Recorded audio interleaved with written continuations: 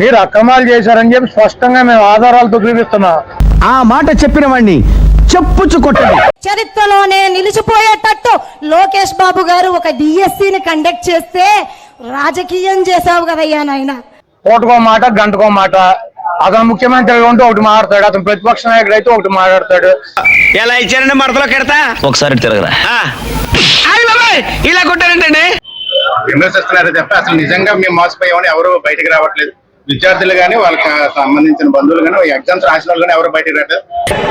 ఇక్కడ చాలా అన్యాయం జరుగుతుంది. జంజీ ఉద్యమాన్ని ట్యాగ్ చేసుకుని పార్టీ నాయకులు చేస్తారు తప్ప యువత ఎవరు మీతో అంత కర్మ నాకేం పట్టలేదు. తిండి దొరకపోతే బస్ స్టాండ్ లో అయ్యా అమ్మ తండ్రే అని అడుక్కుంటానేమో గానీ అని ఎవరు చెబుతున్నారు? కూటమి నాయకులు అంటారు.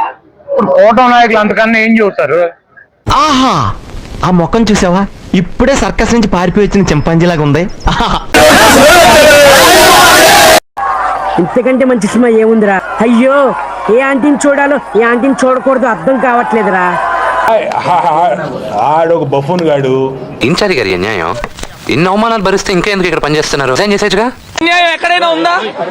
ఎంత దారుణం ఎక్కడైనా ఉందండి? ఏమైందిరా నీకు? ఎందుకు ఎప్పుడు అట్లా చిరాకు పడుతుంటావు? వెయిట్ చేసిందా పోలీస్ డిపార్ట్మెంట్? ఏందబ్బా ఇలా రక్కేసి ఇగోండి చూడండి. ఇప్పుడు పోలీసులు ఎలా రక్కారు చూడండి. కొడుతున్నారమ్మా. నిన్ను కొడుతున్నాడా? రీజన్ లేకుండా కొడుతున్నారమ్మా.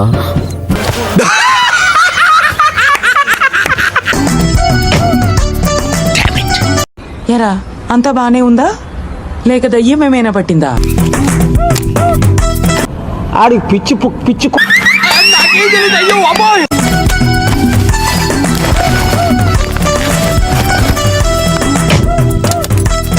చిచ్చి, బెండకాయ దొండకాయ నూనె గుండకాయ పక్కకి పోరా పొట్లకాయ.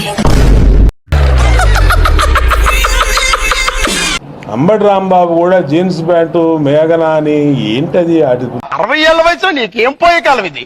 ఆడి పొందండి ఎన్ని సొల్లు నా కొడుకాడు.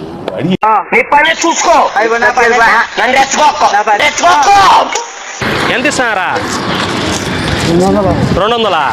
ఏం 300 అడిగేదే? Please tell me that. If you have any money, give me please. I do not have money.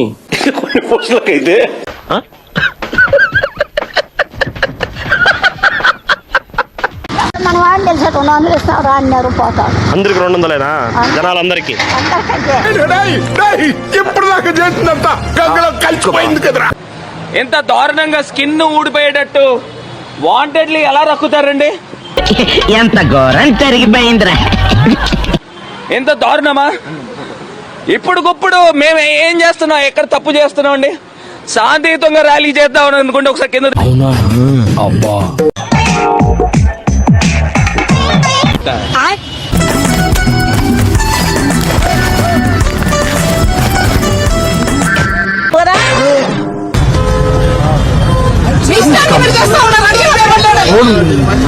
అన్ని రోజులు ఒకేలా ఉంటాయి అనుకున్నారా? రేపొద్దున మళ్ళీ మా అధికారం వస్తుంది. వచ్చినప్పుడు అన్యాయం చేసిన వీళ్ళందరినీ, వీళ్ళ అధికారులందరినీ బట్టలు కూడా తీసి నిలబెడతామని చెప్పి కూడా ఈ సందర్భంగా తెలియజేస్తా ఉన్నాం.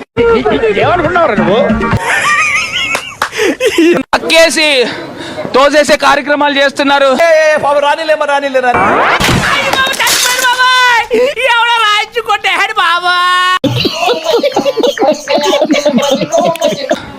ఇది మంచి పద్ధతి కాదండి.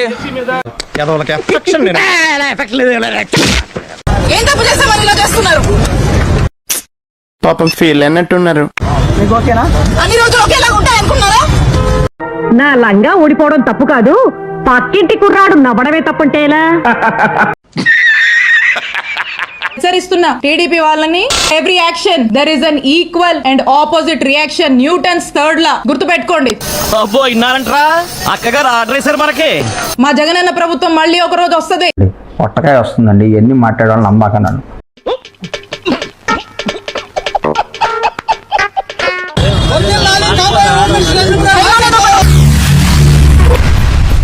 ఏమిటండి మీరు మాట్లాడేది?